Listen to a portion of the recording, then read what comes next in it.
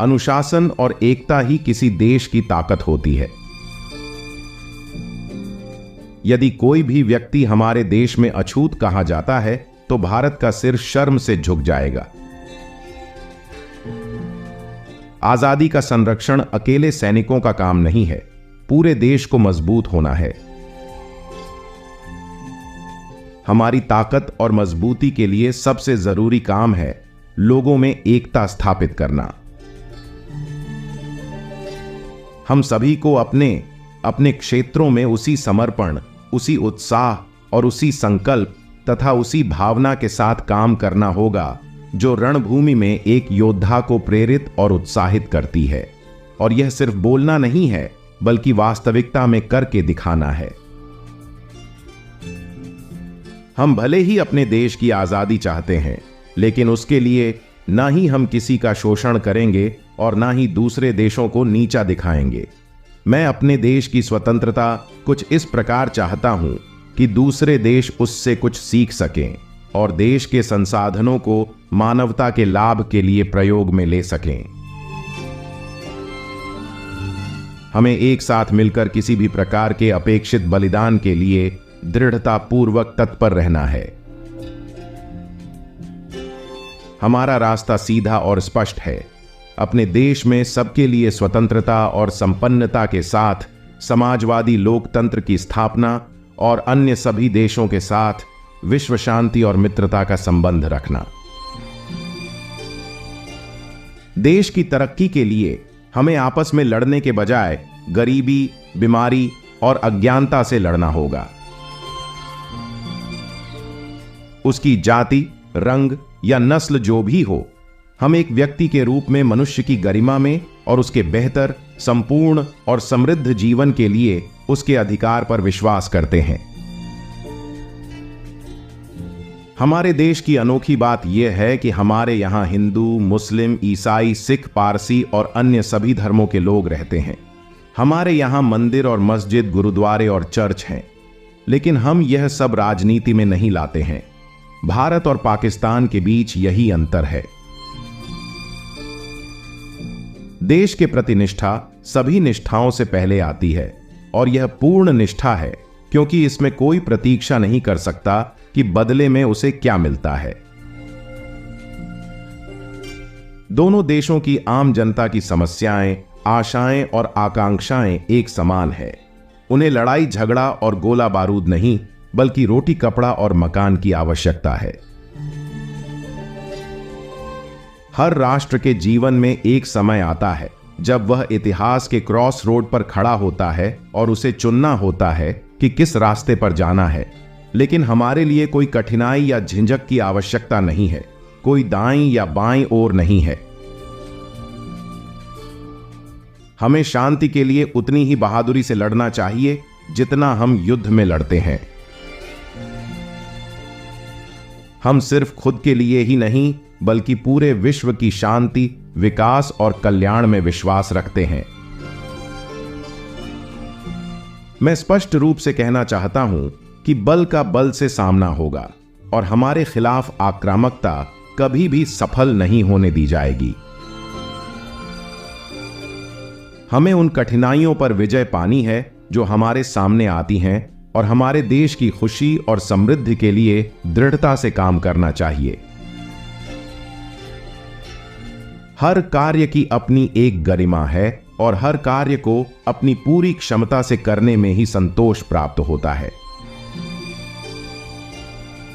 हम दुनिया में केवल तभी सम्मान पा सकते हैं अगर हम आंतरिक रूप से मजबूत हैं और हमारे देश से गरीबी और बेरोजगारी को खत्म कर दें। सच्चा लोकतंत्र या स्वराज कभी भी असत्य और हिंसक साधनों से नहीं आ सकते हैं।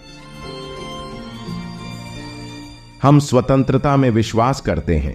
प्रत्येक देश के लोगों के लिए आजादी, बाहरी हस्तक्षेप के बिना अपने खुद की नियति बनाने के लिए स्वतंत्रता।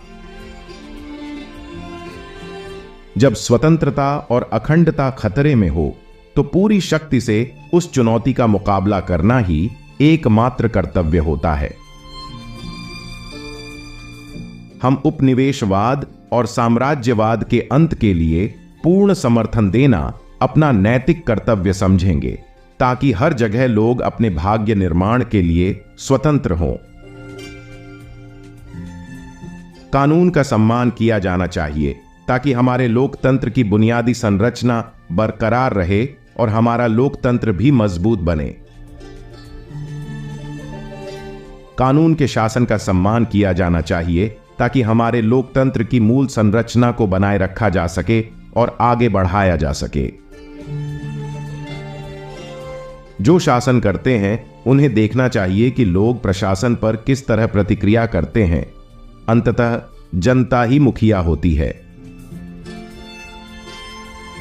मेरी समझ से प्रशासन का मूल विचार यह है कि समाज को एकजुट रखा जाए ताकि वह विकास कर सके और अपने लक्ष्यों की तरफ बढ़ सके।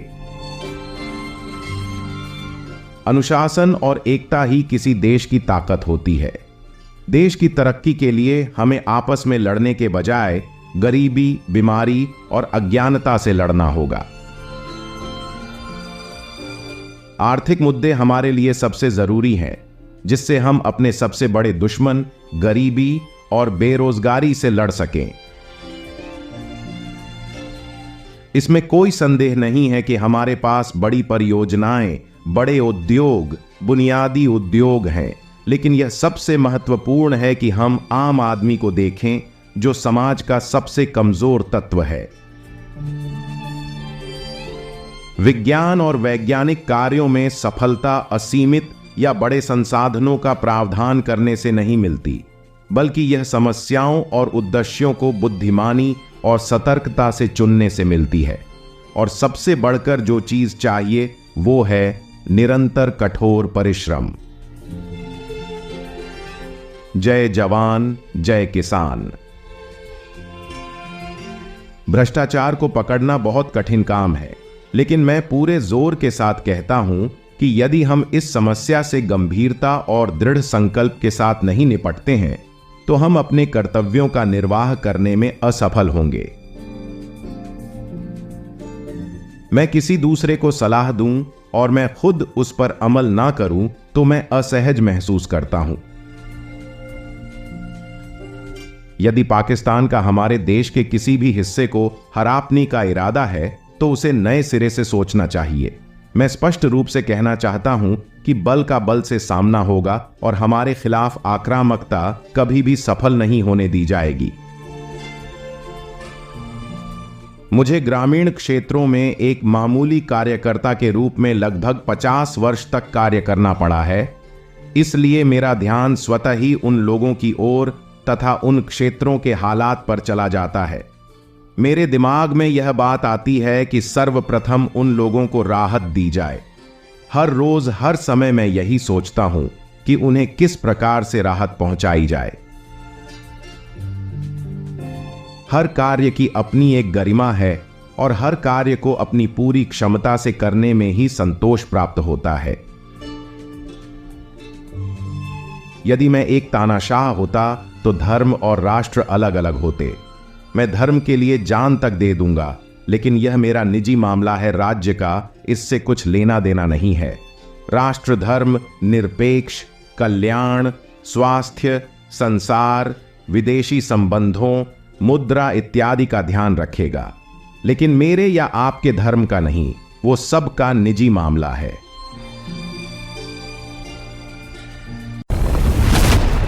मोटिवेशनल कोट्स सुनने के लिए धन्यवाद। वीडियो अच्छी लगी तो लाइक, शेयर, कमेंट करें। इस तरह की मोटिवेशनल कोट्स सुनकर जिंदगी को बेहतर बनाने के लिए चैनल को सब्सक्राइब करें। चैनल को सब्सक्राइब करने के लिए धन्यवाद।